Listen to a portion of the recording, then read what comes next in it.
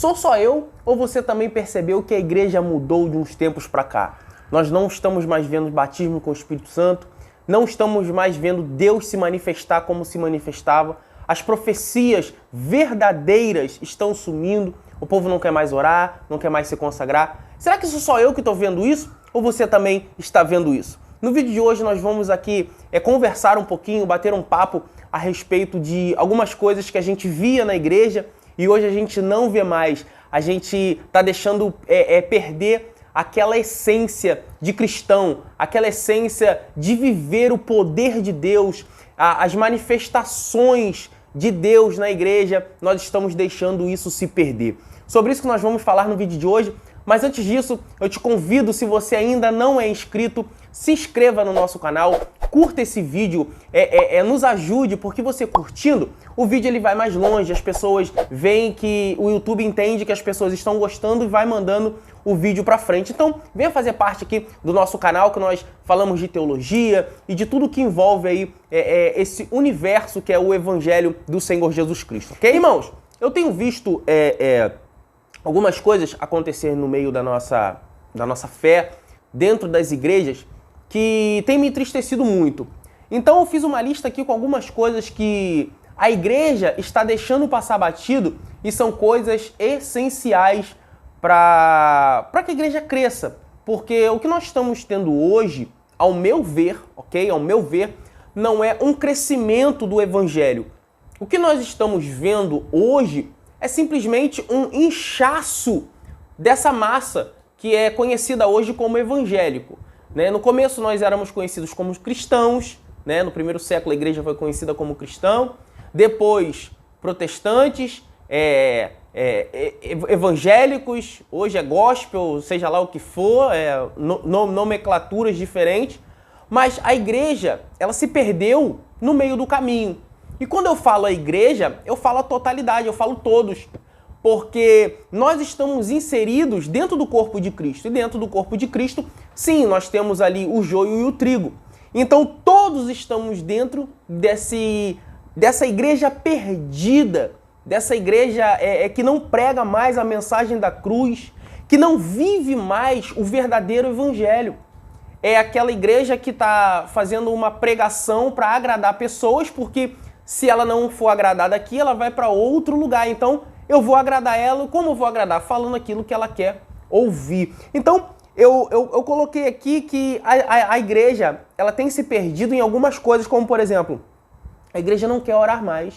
Eu sou de um tempo que a gente chegava, a gente dobrava o joelho, né? Ali no culto normal, dobrava o joelho, levantava. Se fosse antes do culto, a gente dobrava o joelho e ficava, porque sabia que antes do culto iria começar a oração de joelhos. Todo culto, porque a minha raiz é assembleana, eu me converti na Assembleia de Deus, passei a minha vida dentro da Assembleia de Deus, então era um costume assembleano e a gente via o milagre acontecer. A gente via batismo com o Espírito Santo, a gente via profecias que quando você sabia realmente que era Deus, porque hoje em dia é live de revelação, vou te dar, vou fazer, toda hora você tem revelação. Só que quando você ora, a igreja que ora, ela vê o sobrenatural de Deus e entende que o sobrenatural de Deus não é todo dia. E quando Deus falava, irmão, sai de baixo. A igreja parava. Se levantava um irmão lá atrás ou lá na frente, seja onde for, em línguas estranhas. Isso aqui, logicamente, eu estou falando para quem crê, né? Para quem é dispensacionalista, para quem acredita aqui na continuidade dos dons, ser um continuista. Então levantava o irmão com autoridade e quando ele começava ali nas línguas estranhas, a igreja já se calava, abaixava ali o tom do glória a Deus e tal, porque sabia que vinha uma profecia, irmãos, e vinha algo de Deus. Onde é que está isso agora? A gente perdeu essa essência. Por quê? Porque a base de tudo é a oração. E a igreja não quer orar mais. Por quê? Porque a gente está pregando mensagens triunfalistas. E a mensagem triunfalista, ela faz com que você não ore, porque você não precisa orar, porque Deus vai te dar casa, Deus vai te dar carro, Deus vai te abençoar, você não pode ficar enfermo, você não pode perder. E Deus sempre vai te dar. Então a igreja, ela não quer mais orar. E quando a igreja não ora, o dom de maravilha some, o dom de cura some, o dom de revelação some, O que vai ter são enganações, profetada, revelamentação, visagem, nada que venha do trono de Deus. Deus não, como é que eu vou falar? Deus não se manifesta mais nos cultos. Você não sente mais aquela presença que quando alguém estava cantando, ou dirigindo o culto, ou pregando, a nuvem da glória de Deus descia, você sentia a presença de Deus de uma forma, poxa, que era impactante. Naquele momento ali, quem não falava em línguas era batizado com o Espírito Santo e começava a falar em línguas. Era renovado, era ali, descia dom sobre a vida dele. Cadê isso, irmãos? Eu quero falar aqui, irmãos, eu tô falando aqui com pessoas que são mais velhas que eu de evangelho, ou até pessoas que são novos convertidos assim de 5, 6 anos, já não é mais novo convertido, mas para mim tenho 20. Então, essas pessoas viram o sobrenatural de Deus. E eu vou dizer uma coisa para você, irmão, quem viu, viu. Quem não viu, vai ser difícil. Porque a igreja não quer mais orar. Não somos mais incentivados a orar. Porque quando a gente é incentivado a orar, a gente começa a ver o sobrenatural de Deus. E agora, com essa leva de igreja que está por aí, a última coisa que eles querem é que o sobrenatural de Deus aconteça. Porque quando o sobrenatural de Deus acontece, Deus levanta os seus vasos. E aí vai denunciar a falcatrua, vai denunciar o adultério, vai denunciar o que está fazendo, o que não deve. Então, se eu orar, vai ter profeta. Se tiver profeta, a minha casa vai cair. Então vai fazer o quê? Apaga a luz. Apaga a luz. Canta louvor, bota ali uma nota que vai emocionar, faz ele chorar. Choro não é presença de Deus. Riso não é presença de Deus. Arrepio não é presença de Deus. Presença de Deus é mudança de vida. Aí o que acontece? A pessoa chora, a pessoa ri, a pessoa se arrepia, mas ela não muda de vida. Ela é a mesma coisa. Ele é o mesmo roubador, ele é o mesmo trambiqueiro, ela ainda continua fazendo o que não deve. Ainda continua as traições. Por quê? Porque não ora. Porque quem ora tem uma mudança de vida. Aí eu deixei aqui também que a igreja, você já não vê mais pregações bíblicas. O que são pregações bíblicas? São aquelas pregações que confrontam o pecado. Que fala, tá errado. Não é desse jeito. Você tem que ter uma postura, uma mudança de vida. Só que a pregação hoje é pregação coach. Fala de copo, toalha amassada, nota amassada, iPhone. Isso é pregação, irmãos? Frase de efeito não é mensagem. Frase de efeito não faz efeito. Aí sabe o que acontece? A gente tem pessoas desviadas, a gente tem fracos na fé, a gente tem muitos que dormem, porque a Bíblia diz... Muitos que dormem, a Bíblia diz, desperta tu que dorme, levanta dentre os mortos que Cristo te esclarecerá. Ou seja, a igreja, ela tá só inchando. Por quê? Eu vou para ouvir uma boa palavra. Irmãos, eu queria ver alguém ouvir John Wesley e dizer assim, eu vou lá para ouvir uma boa palavra. Alguém ouvir algum pregador puritano e falar assim, olha, eu vou lá para ouvir uma boa palavra. Não. As pessoas tinham medo. Existe um sermão chamado Pecadores na Mão de um Deus Irado. Quando esse sermão foi pregado por John Wesley, quem estava ali naquele momento pedia para ele parar. Falava assim, por favor, pare, porque a gente não aguenta mais ouvir. Porque naquele momento eles achavam, isso é histórico, se você pesquisar você vai ver que isso é verdade, eles achavam que o chão ia abrir e Deus ia engolir eles por causa do pecado deles. Ou seja, confrontou, foi na ferida. Eles se arrependeram. Você vê na Bíblia João Batista chamando o povo de raça de víboras. E falando, vamos ao arrependimento. Só que hoje você escuta, você é o centro do coração de Jesus. Deus tem o lápis, mas você tem a borracha da tua vida. Deus escreve, mas você pode apagar. Heresia maldita. A gente está entregando o microfone não para pregador, para pessoas que fazem massagem no ego, para pessoas que passam a mão em pecado. Estamos tirando o microfone da mão de profetas. Estamos entregando para a mão de quem faz stand-up, quem fica contando piadinha, quem quer te emocionar. Pregador não quer emocionar ninguém. Sabe por quê? A emoção passa. Agora, o arrependimento fica. Porque o arrependimento, ele traz fruto. A igreja, ela não se importa mais com as almas. Por que ela não se importa mais com as almas? Porque ir a campo dá muito trabalho.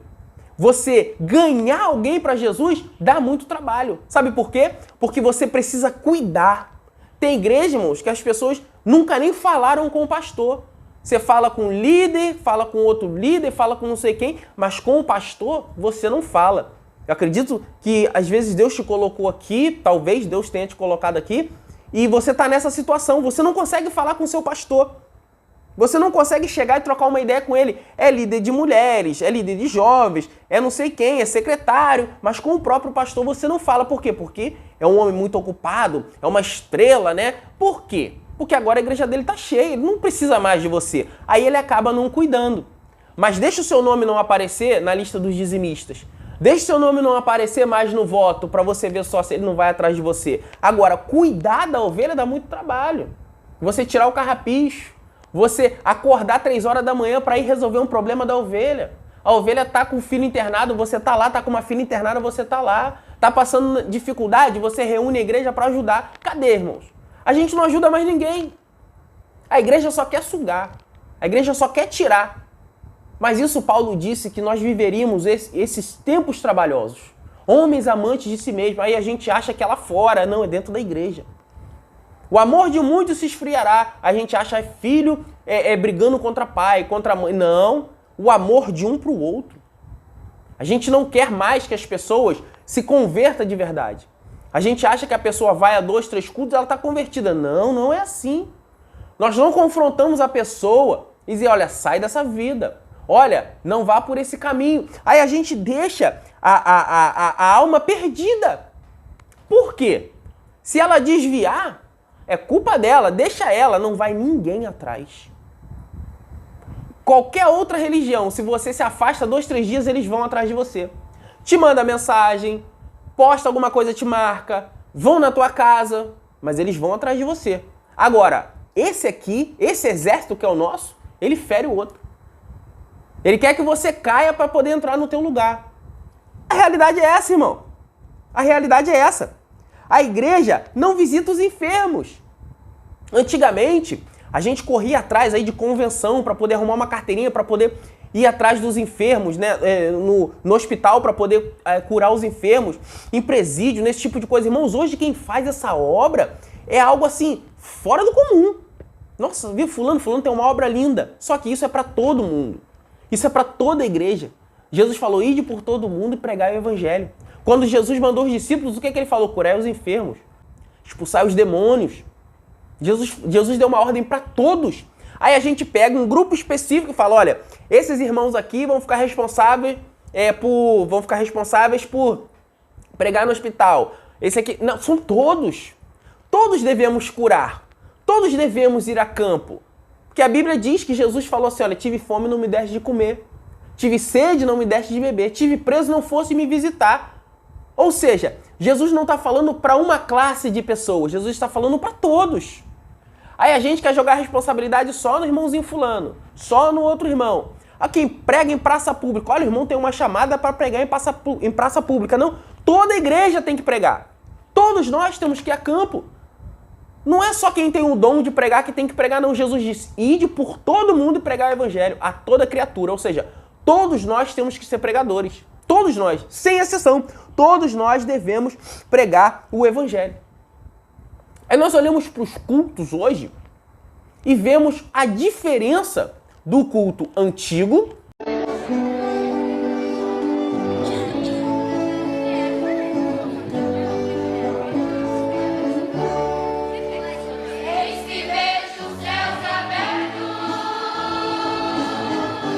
para o culto atual.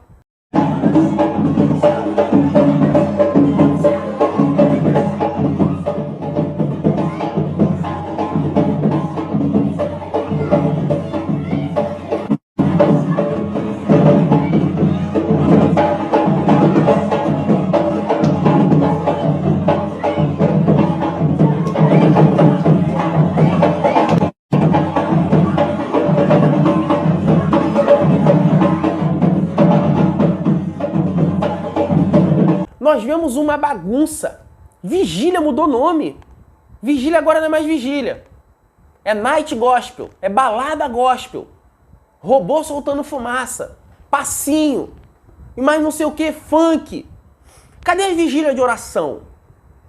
Cadê o momento de você passar a noite orando? Porque vigília é isso, irmão.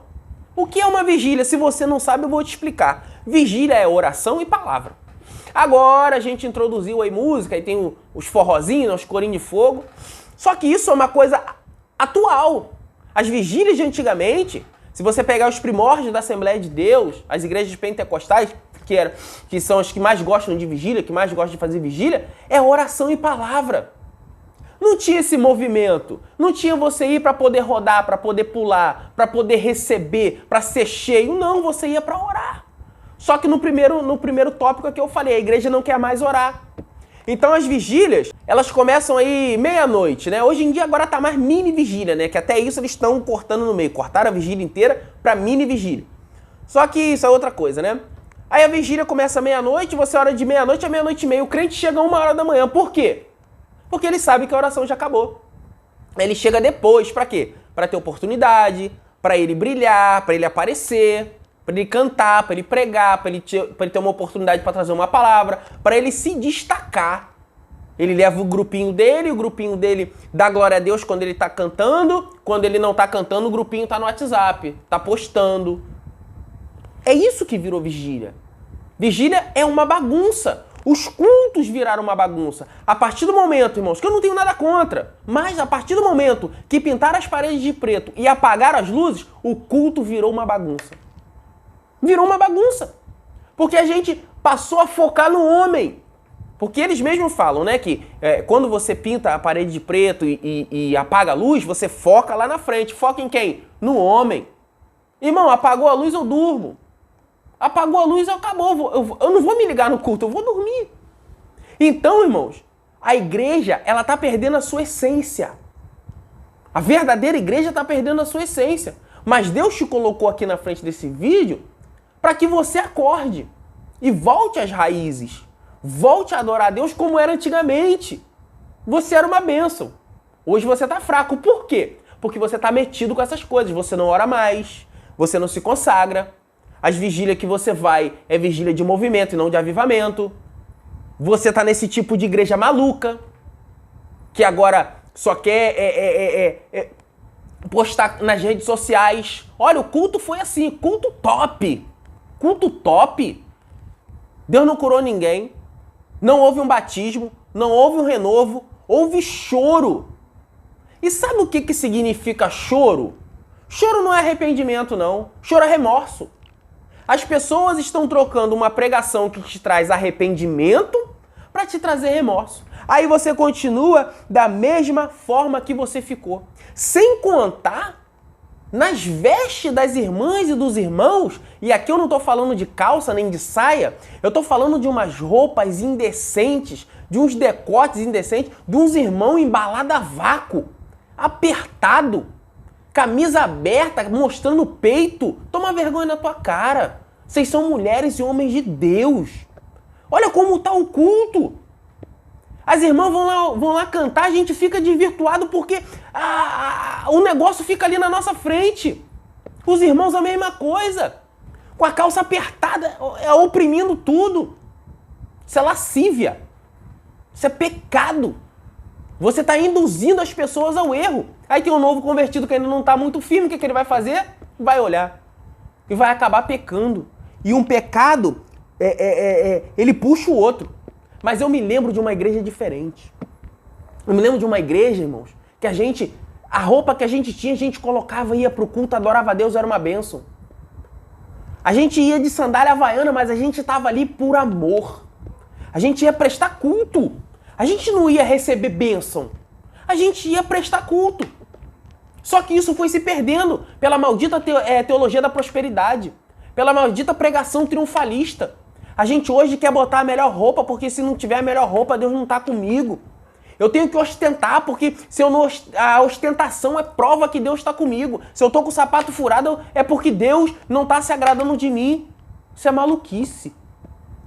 Poder de Deus depende da ação do homem. Que isso? Poder de Deus depende da ação do homem. Se o homem não orar, nada acontece. Se o homem não se consagrar, nada acontece. Se o homem não buscar, nada acontece. Ore, leia a Bíblia, pregue o verdadeiro evangelho. Viva uma vida diante da cruz de Cristo, porque a cruz de Cristo foi escondida. Se você não pregar a cruz de Cristo, ninguém vai pregar. Então pregue o verdadeiro evangelho. Esqueça frases de efeito. Esqueça essas pregações triunfalistas. Esqueça esses cultos. Sai fora dessas igrejas. Sai dela, povo meu. Sai desse tipo de lugar que não confronta o pecado. Que só diz que você é bonzinho, que você é bonitinho. Sai daí. Eu espero que esse vídeo tenha te ajudado. Que você possa entender que nós aqui não estamos falando contra o povo de Deus, e sim alertando o povo de Deus para que ele possa acordar. Acordar porque a vinda de Jesus, a tribulação está próxima. Então nós devemos estar vigilantes a respeito de tudo. Pregue o verdadeiro evangelho, volte a orar. Eu tenho um vídeo aqui chamado, que eu digo aqui os motivos, né, os sintomas de espiritual. Assista esse vídeo se você ainda não assistiu, porque é muito importante para você entender esse vídeo aqui e entender o que é a morte espiritual que talvez pode ter chegado para você também, ok? Eu sou Getúlio Cardoso, espero você no próximo vídeo, em nome de Jesus.